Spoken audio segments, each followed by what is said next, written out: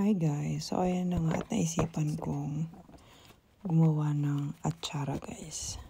So ito bumili ako sa market ng papaya guys, pero pag hiwa ko is medyo ano na siya, medyo maniba na siya. Pero okay lang, matigas pa naman siya. So ayan, una natin gawin is balatan natin siya. So hindi pa naman siya malambot. So matigas pa siya, kaya pwede pa siyang kayudin. So kakayudin natin siya after natin siyang mabalatan. So ayan na, binalatan ko na siya guys. Namimiss ko kasi yung atsara sa Pilipinas. So since free time ako, wala akong masyadong ginagawa, naisipan ko na lang munang gumawa ng atsara. So marami akong time ng panahon na yan. So para hindi tayo tumunganga, ayan, naisipan kong gumawa. So ayan, medyo hindi kompleto yung hindi ko nasunod yung talagang gusto kong gawin kasi nga parang biglaan yung aking biglaan yung on the spot pa na naisip ko, ay gagawa ka ng atsara. So yun yung time na hindi naka-ready. So ayan, ginadgad ko siya guys. Itong panggadgad na to is hindi ko siya nagustuhan. Masyado siyang pino. So nagpalit ako ng gagamitin. So ito yung ginamit ko. So yun, mas okay siya. Kaya lang mas mahirap siyang gamitin. Pero mas maganda yung kinalabasan niya. Kasi medyo magaspang yung pagkagadgad niya. Kaya lang medyo nahirapan akong maggadgad yan. Tsaka medyo delikado kasi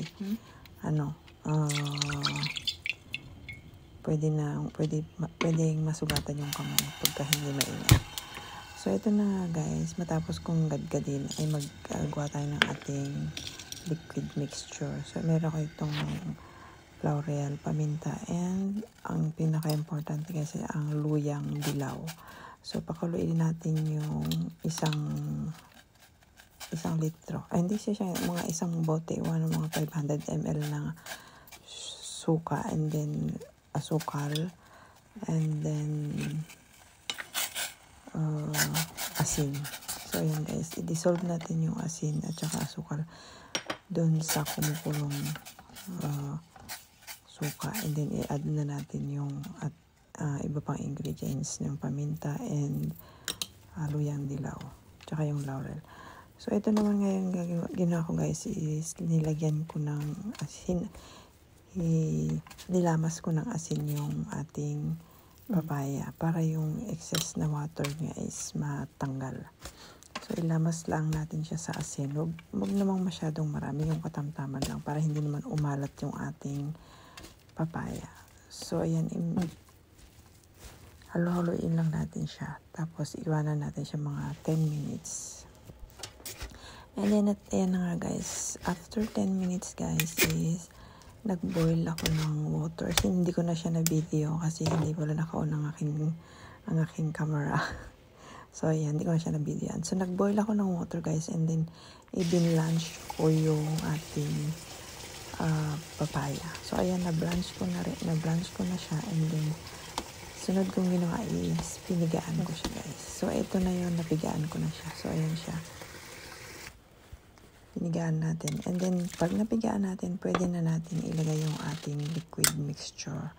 So ayan, then naglagay din ako dyan ng bell pepper, iba-ibang kulay na bell pepper, and then sibuyas, and bawang. So gusto ko sana guys is lagyan ko ng pineapple tidbits, yung pineapple na maliliit, ganun, yung maliliit ang hiwa. Lalagyan ko sana siya ng ganun. Kaya lang, yun nga, sabi ko nga sa inyo, biglaan yung paggawa ko. So hindi ako naka-ready masyado dyan. So kung ano lang yung nandyan, yun na yung nilagay ko. So pero mas masarap yan guys kung may pineapple, kasi yung tamis ng pineapple mamimix doon sa ating atsara. And then siyempre lalagyan natin siya sa ating mga container. Ito yung mga container ko dyan guys is sterilize ko siya. Nilagay ko na lang siya sa microwave oven para ma-sterilize. And then ilagay na natin yung ating mga yung ating atsara. So ayan, saktong-sakto lang yung aking na-prepare at available na garapon dyan guys. So katamtamang laki. So ayan yung nagawa natin sa isang papaya is 3 garapon. Yung papaya nga pala dito is nabili ko ng like 70, parang 80 NT. Parang ganun. Medyo malaki din siya. Yun nga lang, medyo maniba-niba na siya. Pero okay lang, matigas pa rin naman siya guys. So ayan, tingnan nyo, saktong-sakto yung aking lalagyan. And then after natin yan mailagay lahat sa garapon, pwede natin siyang ilagay sa ref para mababad siya and ma-ferment. Masarap to pagka may partner sa prito. Kung may prito kayo like chicken or any kind of prito. Gusto ko merong ganyan na sa sa pagkain. Appetizer sabi nila. So ayan na nga, saktong-sakto yung ating ginawa. So pwede rin siyang lagyan ng pasas guys kung gusto niyo may pasas. Para rin may design yung niya, yung atsara. Ayan, meron tayong stock. Pwede rin pang kain, pwedeng stock, pwedeng pambenta. So, nasa sa inyo guys kung gusto nyo ibenta. So, pero napakadali lang niyang gawin guys. Kung marami kayong papaya dyan sa likod ng bahay, pwede nyo gawin. And then, ibenta nyo sa mga kaibigan nyo, sa mga marites nyong kaibigan. Charot. Marami pa kayo napang. Diba? So, ayan. So, ayan. Natapos ang ating atsarang papaya. Gustong-gusto ko rin guys yung, alam niyo, yung papaya na, salad papaya ng Thailand. So, napakasarap. Kaya lang napakaanghang naman kasi ng gawa nila. Pero masarap din yung pag may nakikita ako sa market, bumibili talaga ako. Yung papaya green na salad. So, ayan na siya guys. O, diba? Ang ganda ng itsura niya.